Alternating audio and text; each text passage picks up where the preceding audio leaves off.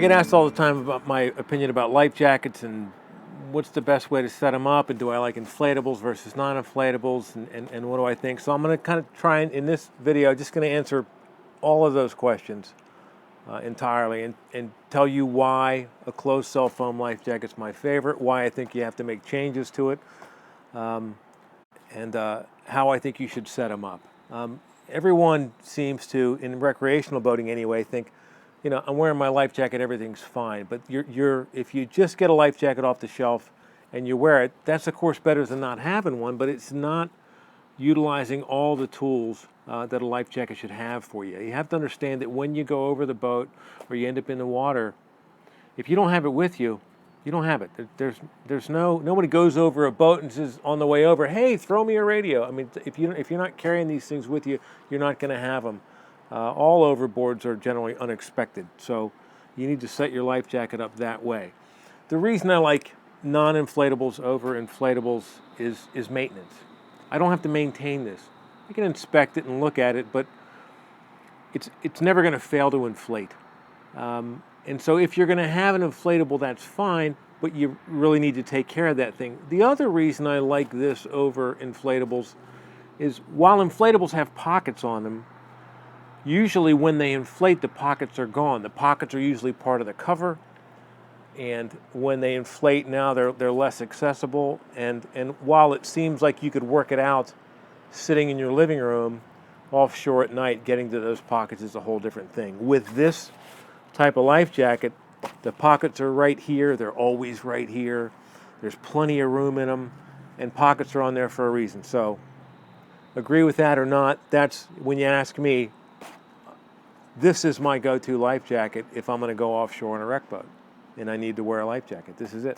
So, but I've modified this one a little bit, and let's talk about that. I like carrying things in my pockets, but I don't like permanently attaching them to the outside of the life jacket. Some life jackets have pads to tie stuff, but if you do that and you're trying to wear it constant wear life jacket, you end up knocking your gear a lot because it's on your shoulder and exposed. So I sew little patches of Velcro onto the life jacket so I have a place to attach the gear in the water and it stays there.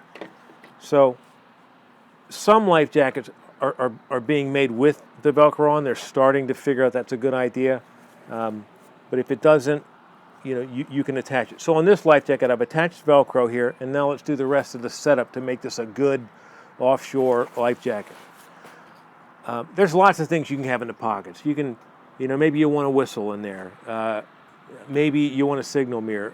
The four things I always carry for sure in mine, if I had to pick just four, is an EPIRB, a strobe light, a flashlight, and I'll tell you why in a second, and then my radio, so I can call the boat. So first of all, anything you can have in your life jacket in your pocket and take out, you can drop. And so you want to add some line to it and then tie it into the pocket. In this particular life jacket, and I'll put my flashlight and my strobe light over here. I just put that line through the bottom here, and there's this little plastic D-ring, and I can use that as my tie-on spot, and that works fine. Difference between pretty and functional. This is going to work fine as a tie-in place. I would wish the manufacturers would realize that when you put something in a pocket, you want a place to tie it, and they're starting to, but this particular life jacket doesn't have tie-in points inside the pocket. There's nothing inside the pocket here to tie off to, so I had to go through the bottom. But that works, and that's fine. So there's my flashlight. So why a flashlight? Nothing turns a searching aircraft or a boat quite like that. A waving flashlight, although not an emergency signal, that turns an aircraft like nobody's business. They see that, they come look to see what it is. So it's not an emergency signal, but a waving flashlight offshore, they're going to come check that out. So, and they last a long time. Batteries last for hours and hours and hours, and you can use it as a signaling device. So that's going in there. Strobe light. This is a Life Saving Systems Sirius LRS, or long range strobe. Love this piece of gear. It's a regular strobe light, Coast Guard approved strobe light. These are visible, it depends on atmospheric conditions. 1 mile, 2 miles, maybe on a super clear, crisp, cold day, 3 miles. But what if the searching aircraft is 5 miles in that direction? They really can't see that. Maybe on night vision goggles they'll pick it up, but if I really want to reach out and touch them, I rock that up 2 times and now I've got a focus beam, long-range strobe, and that's going to reach out and grab them. And so it's like another version of a flashlight if I got my strobe on.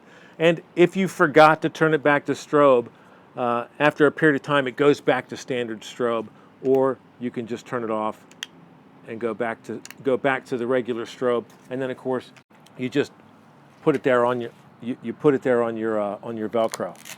So that's that one. Let me tie this one into the pocket.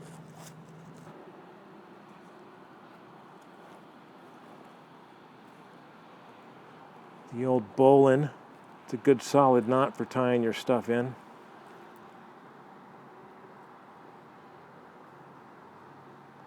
Everything in the Coast Guard we had to tie in with bowlines into our jackets. I could tie this knot in my sleep. And again, just in case I drop it, I just go to the end of that line and I've found whatever I've dropped. So that's why that is. Now, an EPIRB. If you had to pick one thing, I say the EPIRB. Mario, what about AIS? What about SARS? Everyone's going to AIS, and why? And the thought is, well, I can have the boat that I fell off of come back and get me with AIS. And that's not. It's a fair point. But it assumes that the boat has AIS, that they have it on, that they know how to use it. And if they don't, I'm sending a signal out to nobody, and it's done me no good. Whereas the EPIRB is going to reach out, and the Rescue and Coordination Center is definitely going to know where I am. If I've set my EPIRB up right, and I've filled out my registration, and I update it, when I fall off my friend's boat on a weekend trip, it knows the boat I was on, it knows the number to call to get it, the name of the boat, and it will know where I am. So the AIS might work in getting you found. This will definitely work in getting you found. So if I had to pick one, I'm picking this. And so I'll tie this into my pocket, and it's got Velcro on the back, so I can attach it up here. Right? So I'll put that in the pocket. And then last, and on this, I don't have a D-ring over here, so what do? I've cheated, and I've sewn in a loop down here, so I have a way to tie into this pocket.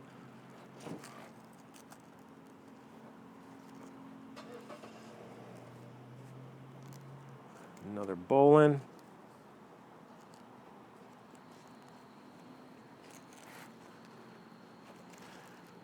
And we're set up.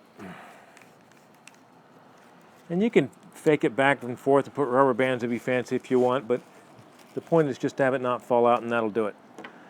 And the last is, this is a floating, this is a Standard Horizon HX870. This is my favorite handheld radio for its power, that it floats, and it's got digital selective calling, or DSC, distress on it.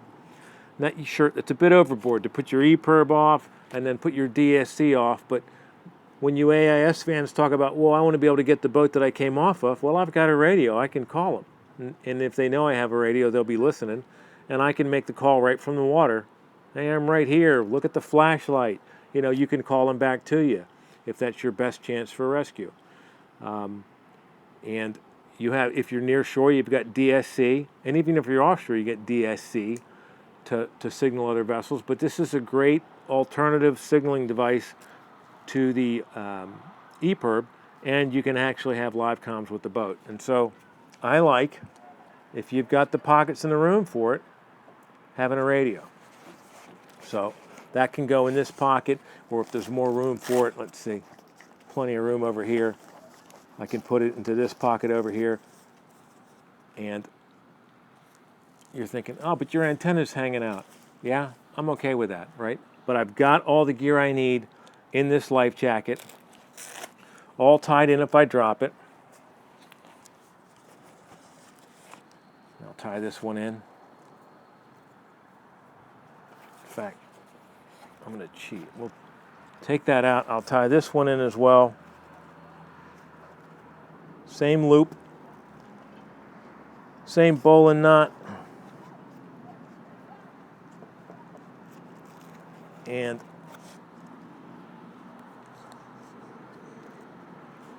that one's in.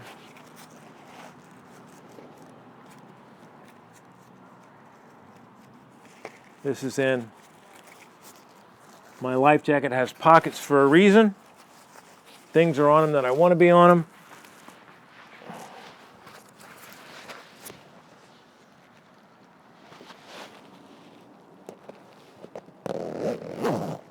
And I'm set. Whatever I need. And even if I drop this in the water, I can still get to it. And I want to signal somebody, I'm signaling. I have all the gear I need within reach of me. It's right here. I know where it is, whether I'm in the water or out of the water. And so if I go overboard, which is the most dangerous thing in maritime to do, to leave your vessel, if you fall off of a boat and they lose sight of you and they have to call the Coast Guard for help, there is a 4 in 10 chance you will never be seen again alive or dead. I'm trying to up my chances to be one of the ones that make it. If I have my EPIRB and I have my signaling devices and radio, I'm really confident that I'm going to get back on that boat or onto another one. So the life jacket's good. You should have it. But if you don't set it up properly and prepare, set it up like you know you're going to go overboard, you do that, you're going to have a much safer time out there. You're going to feel more confident about things, and you'll be actually ready if you find yourself in an emergency. Life jackets have pockets for a reason. Use them to your advantage. Put the gear in that you need, and you'll be much safer out there.